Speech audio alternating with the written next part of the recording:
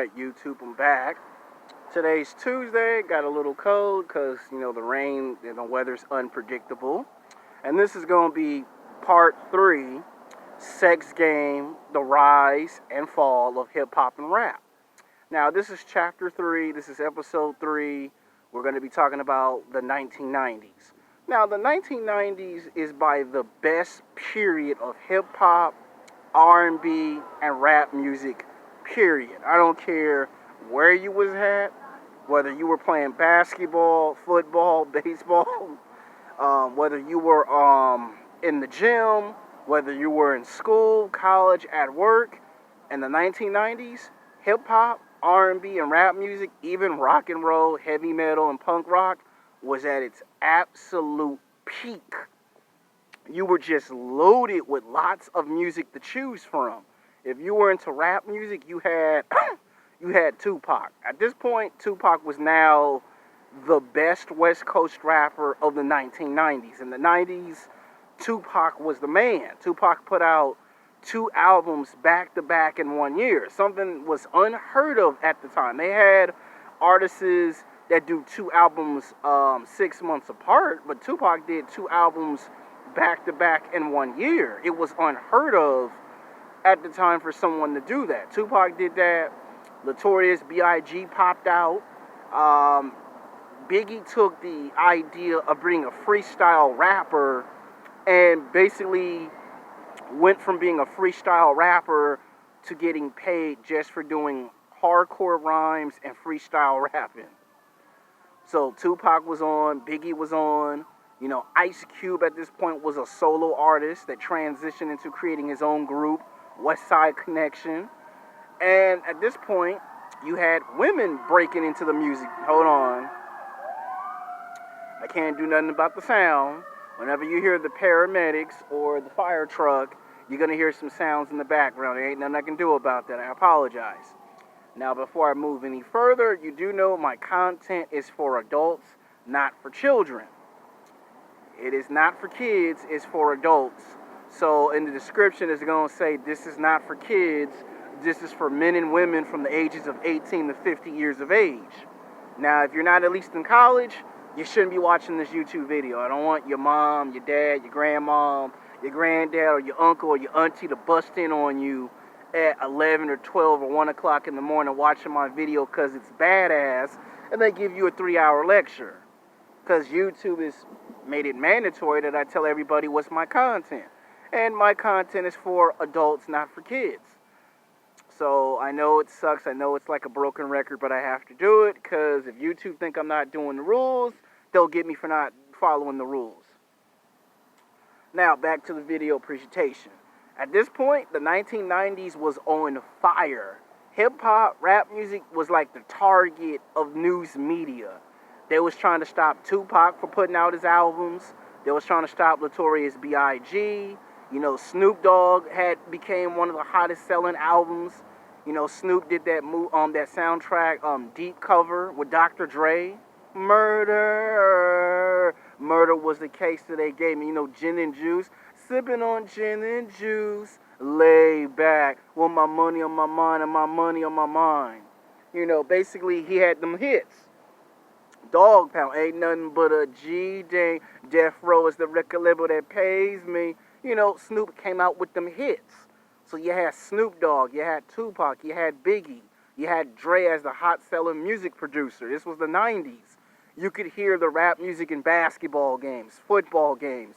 You could see, if you were playing video games like Sega Genesis and Nintendo, NBA Live, you could hear a lot of Tupac's raps, Biggie's raps into the video games.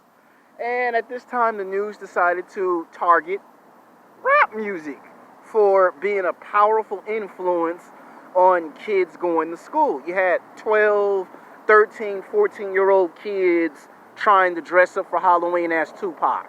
They would come into the classroom rapping Tupac's rhymes and get sent to the principal's office for trying to imitate Tupac, for trying to imitate Notorious B.I.G., Snoop Dogg, Ice Cube, Dr. Dre.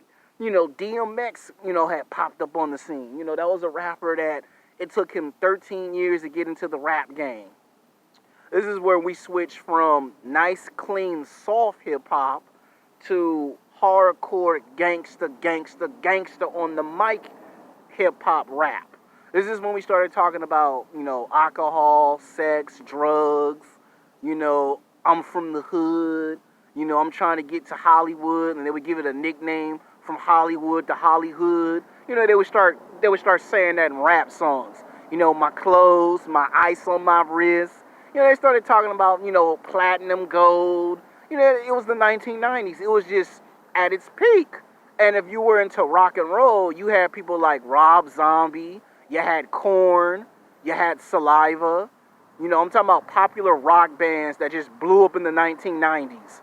Korn, Saliva, Rob Zombie, Marilyn Manson. I got exposed to Marilyn Manson like early 1994, early 1995 when he came back with Sweet Dreams.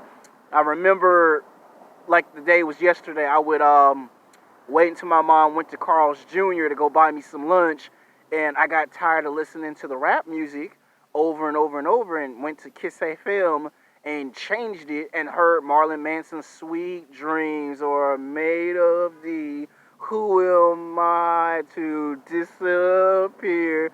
Everyone is looking for something. Some of them want to use you. I got exposed to Marilyn Manson.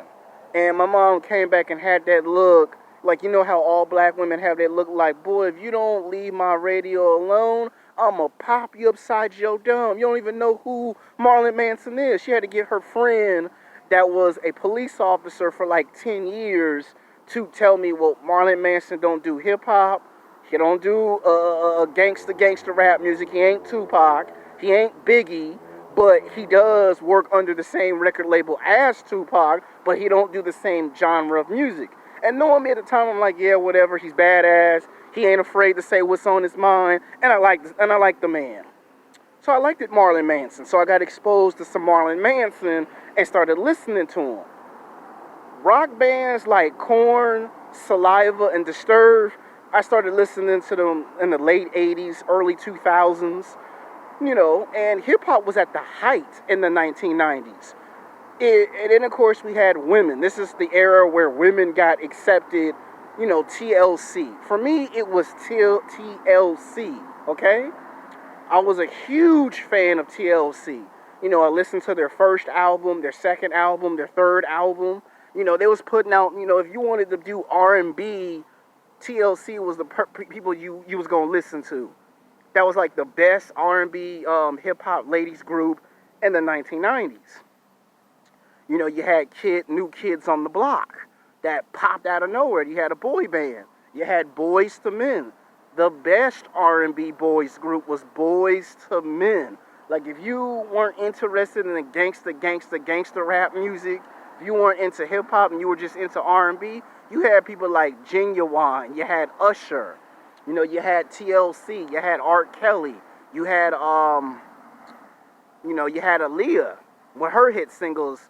We're going back and forth. Don't worry, I'm gonna get to her in the next video. We ain't forgot about Aaliyah. Your love is one in a million. It goes on and on and on. Now that was some real shit, not this crap that they got today. That was some real shit right there. Like, Aaliyah, in my opinion, was like before any of these other girls came, before Nicki Minaj popped up on the scene, before we had Remy Ma, before any of these girls popped up, you had Queen Latifah. Like, whenever they had the hardest female rapper, I always thought MC Lyte, you heard me, MC Lyte, and Queen Latifah was like by far the best female MCs. Like, people was talking about between them two, who was hard on the mic. Like, MC Lyte came in the late 80s, early 90s, started off with some hip-hop, started off with some R&B, and then crossed over into hip-hop. Put out her first solo album, sold like about 100,000 copies, put out her second album, and then she would even be on songs with people like Notorious B.I.G. She would be in songs with Jagged Edge. She would be there with Naughty by Nature. She would pop up with Boys to Men. So you could see that MC Lyte was, she was she was gonna be there.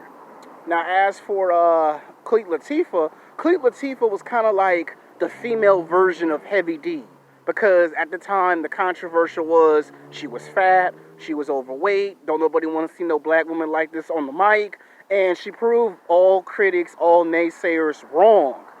And Heavy D kind of backed her up on it, so Heavy D popped up, Big Pun popped up, Fat Joe popped up in the 90s, and defended, Queen Latifah. And Queen Latifah put out her best album. Her album sold. She did at least 4 albums in 10 years. And then she popped up in the movies and the television shows. So she was at the height of her career. And if it weren't for women like MC Lyte and let's not forget Queen Latifah, there would have not been no Missy Elliott, because Missy Elliott did show up in the late 90s, early 2000s, and was inspired by Queen Latifah, because you had Little Kim. Little Kim popped up on the horizon, and Little Kim was right there with Foxy Brown. So these two, before there was Nicki Minaj, before there was Carly B, them two kind of opened the doors for female artists to come in the game and rock the mic. So if it weren't for them, you would not see who paved the way for today. So you had female artists. This is when we started talking about sex. This is where, if you couldn't get, this is where a lot of men would say, why pay for sex education in college when you can pick up an album and just listen to Tupac or Biggie talk about sex? You were being educated by Tupac. You were being educated by Notorious B.I.G. on how to put it down in the bedroom. And this is when you had politicians get upset with Tupac. They started banning his albums, trashing his CDs on the store. Biggie Smalls' albums would get boycotted. Snoop's songs would get boycotted. And Suge Knight would be the guy that would have to sit down with a lot of these politicians and try to, come with some truth, which he never did, because by the time he was going to do it, you had the legendary West Coast, East Coast beef. See, in the 1990s, it introduced a new era of hip-hop. It introduced beef. Like, you had beef in the 70s and the 80s, but that was out of the joy of pure competition. This was like, forget you and your record label and your hood beef. This is when people started to get shot, stabbed, police called on, have to seek police protection, got to get bodyguards, can't leave the studios, can't leave the Vibe Rewards, because they mouth would get them in trouble. Like, we all know what started it off in late 94, I think it started in 1993, early 1994, where I know I'm not a very good actor, but I'm going to try my best to imitate Suge Knight. If you want to be an artist, and you want to be with the best, come to Death Row Records. You got an executive producer, all in videos, dancing, in the spotlight, won't let the artist shine. You want to be an artist? You want to showcase your talent? Come to Death Row Records. I know it's a poor imitation of Suge Knight, but that's what started the West Coast, East Coast beef. There goes Snoop. The East Coast don't like Snoop Dogg and Dr. Dre. The East Coast don't like Snoop Dogg and Dr. Dre and Death Row Records. Well, let it be known then. Man, he started up. And then here come the diss. Eazy-E dissing. Dr. Dre dissing. Ice Cube dissing. Here come beef one after another. You be like, man. LL Cool J starts dissing. LL diss Ice-T, and then all of a sudden he gets into it with Cannabis and basically end the poor kid's career before his career can start. See, this was at the height of the 1990s, and you were just getting hit with so much music you didn't know what to do with. You even had people that were called one-hit wonders that would just hit you with one song, and then their career would just fizzle out of nowhere. Then you had Naughty by Nature, and then slowly but maturely, as we got into the late 90s, you didn't hear as much gangster rap as much. All of a sudden, guys like Tupac was getting into the movies. LL Cool J was getting into the movies, and all your favorites, slowly but maturely, they were getting into the movies, the television shows, they were getting into producing, and all of it fell on Snoop Dogg's shoulders. You know how when Michael Jordan left basketball after 3 NBA championships, they put the spotlight on Grant Hill, and Grant Hill struggled to carry that load because Michael Jordan was gone. Well, at that point, Tupac was getting into it with too many rappers. And once Tupac was gone in 1996, you didn't have no one on the West Coast but Snoop. And you could see Dr. Dre left Death Row Records, and you could see slowly but surely that there was starting to be a decline. And as we got closer to the late 90s, you didn't hear Tupac as much. You know, Biggie was gone in March of 97. No more Tupac, no more Biggie. Soldier Slim was gone. You know, Soldier Slim was someone that was going to be with Cash Money. All of a sudden, he was gone. You know, Grandmaster Jay, 1999, got shot in New York City in an argument with a person who was upset with an album not being released on time. You had a rapper named Shine who could imitate Notorious B.I.G.'s voice. All of a sudden, he goes to jail. Slowly but surely, you can see there is a decline in music. All of a sudden, the sound of music changed a total of 7 to 8 times. All of a sudden, what you were used to hearing, you were not hearing no more. All of a sudden, the flavor, the style changed. All of a sudden, it wasn't about rap music no more. It wasn't about hip-hop no more. Now it was about new age music. And nobody knew what to think of it until one artist decided to take that challenge on and try to be the first rapper in history to say, I'm going to take something that's been there before and resurrect it. That person was 50 Cent. He popped up in 99, but then he got shot, and we didn't hear from him until 2003. And then the only person that had the whole game on lock was Jay-Z and Nas. They were beefing against each other. At that point, it came down to just Nas and Jay-Z. Like, it came down to these two to hold the game down. Now it was up to Jay-Z and Nas to hold the rap game. You know, Nas was having some issues with his money contracts, and Jay-Z was just getting bigger and bigger with Big Pimpin', with his hit singles. You know, he teamed up with Dame Dash, and they couldn't do no wrong. And the only female artists that you had left at that point was Mariah Carey. You know, Whitney Houston took a break, and Aaliyah was pretty much holding it down in the 1990s. And you could see that music was slowly declining. So tomorrow I'll come back with part 4 and talk about how the new music just made a mess of everything.